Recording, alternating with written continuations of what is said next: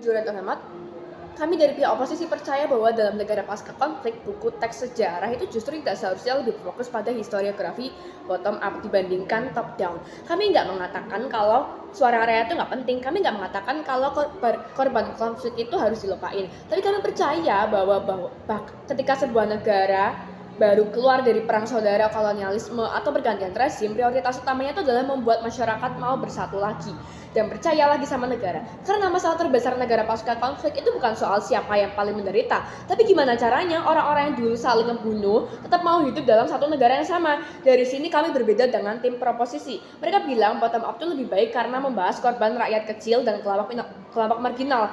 Mereka bilang mendekatkan top down berbahaya karena memuja pemimpin dan sering menutupi kesalahan negara. Bahkan tadi mereka memberikan contoh bahwa sejarah top down bisa membuat masyarakat berpikir tidak apa jutaan orang mati pun demi kepentingan negara kok. Dan ini justru berbahaya karena ketika buku sejarah lagi difokuskan pada narasi korban dari tiap kelompok yang terjadi bukan rekonsiliasi, tapi kompetisi penderitaan. Bagi kami, negara pasca konflik adalah negara yang baru selesai perang saudara, kolonialisme, dan pergantian rezim baru. Artinya negara ini sebenarnya belum stabil, ekonominya tuh masih lemah, institusinya tuh belum kuat, dan masyarakatnya tuh masih penuh trauma. Dan pihak yang paling terdampak sini adalah masyarakat biasa dan minoritas. Karena mereka itu hidup di tengah ketidakpercayaan sosial yang terus dipelihara. Maka dalam pidato ini saya akan membuktikan dua hal. Pertama, dunia tim pemerintah itu justru memperpanjang konflik sosial. Kedua, pendekatan kami itu sebenarnya lebih efektif menjaga stabilitas dan perdamaian jangka panjang. Masuk ke argumen pertama, tim pemerintah tadi bilang pendekatan bottom up penting karena memberi ruang kepada korban dan mencegah negara menutupi kesalahannya. Mereka bahkan ngasih contoh bagaimana pendekatan top down di beberapa negara seperti Uni Soviet yang runtuh akibat krisis besar dan perpecahan sosial. Mereka bilang hal ini itu terjadi karena negara gagal jujur terhadap sejarah dan terlalu memakai pendekatan top down. Tapi kami rasa analisis ini terlalu menyederhanakan masalahnya menyederhanakan masalah. Karena runtuhnya Uni Soviet itu bukan cuma soal narasi lemahnya institusi negara. Justru contoh itu tuh malah mendukung pihak kami. Kenapa? Karena negara pasca konflik adalah negara yang infrastrukturnya tuh belum kuat, ekonominya tuh belum stabil. Artinya yang paling dibutuhkan pertama kali sini adalah stabilitas dan identitas nasional bersama supaya negara itu bisa lebih bertahan dulu. Kalau kondisinya rapuh seperti itu, buku sejarah itu malah lebih difokuskan pada penderitaan tiap kelompok dan kesalahan negara di masa lalu. Maka masyarakat tuh makin kehilangan rasa percaya terhadap negara sendiri. Dan reaksi masyarakatnya itu bakal gimana sih? Mereka mulai merasa negara ini dari dulu memang menindas kami, kelompok kami itu nggak pernah dianggap. Dan kenapa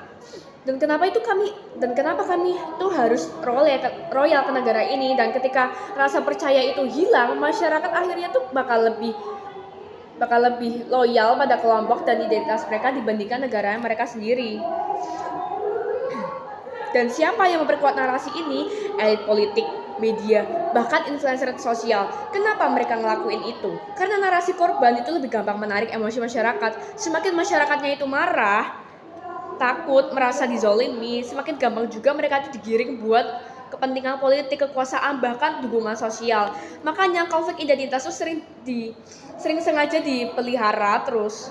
Terus gimana caranya? Lewat media sosial, konten sosial, pidato politik, bahkan pendidikan yang harus terus mengangkat luka masa lalu. Dan apa dampak positif yang terlewatkan pada tim pro? Yaitu pendekatan top down itu bisa membantu negara membangun rasa persatuan dulu sebelum membuka konflik sejarah yang terlalu dalam. Dan masuk ke argumen kedua, tim pemerintah tadi bilang top down itu berbahaya karena bisa memuja pemimpin dan membenarkan kekerasan, merasa demi kepentingan yang lebih besar. Tapi mereka itu lupa satu hal penting, yaitu negara pasca konflik itu sebenarnya belum sepenuhnya pulih. Jadi yang paling dibutuhkan tuh pertama kali adalah rasa percaya terhadap negara dan identitas nasional bersama. Karena kalau misalkan masyarakatnya tuh terus diajarkan bahwa negara selalu salah dan tiap kelompok adalah korban, masyarakat jadi makin sulit percaya sama institusi negaranya sendiri. Dan reaksi pihak yang terdampak itu gimana? Di tingkat individu, masyarakat tuh jadi lebih gampang curiga dan marah ke negara maupun kelompok lain. Di tingkat minoritas, mereka tuh memang merasa suaranya didengar, tapi mereka tuh juga makin takut karena identitas mereka tuh terus dikaitkan dengan konflik masa lalu. Sedangkan masyarakat mayoritas itu bisa merasa harus disalahkan dan akhirnya itu muncul kebencian baru. Dampak positif yang dihiraukan oleh tim pros ini adalah pendekatan top down itu membantu masyarakat punya tujuan bersama dan rasa persatuan dulu. Tim pemerintah bilang top down itu bisa dipakai negara buat propaganda. Kami jawab bottom up itu sebenarnya juga bisa dimanfaatkan elit politik, media, dan influencer buat mainin narasi korban demi dukungan politik. Semakin masyarakatnya itu marah dan semakin dizolimi, semakin gampang juga mereka untuk digiring. Makanya dunia tim pro itu lebih berbahaya karena masyarakatnya itu terus hidup dalam trauma perang narasi. Bahkan dalam skenario terburuk sekalipun, misalnya ada kesalahan negara yang kurang dibahas, dalam pendekatan top down kami itu bakal tetap menang karena negara yang stabil itu masih punya kesempatan buat memperbaiki diri, membuka diskusi sejarah dan lebih kritis dan memberi ruang kepada korban di masa depan. Sedangkan di dunia pemerintah, masyarakat tuh bakal terus melihat diri sebagai korban dan kelompok lain sebagai pelaku. Akibatnya konflik sosial tuh bukan bakal tetap hidup dan masyarakat tuh bakal susah percaya satu sama lain. Kalau negara itu sudah kembali terpecah, maka nggak ada ruang buat rekonsiliasi ataupun reformasi. Jadi lebih baik negara itu perlahan memperbaiki kesalahannya dalam kondisi stabil daripada terus hidup dalam perang narasi sejarah yang memicu konflik baru bagi menjadi oposisi.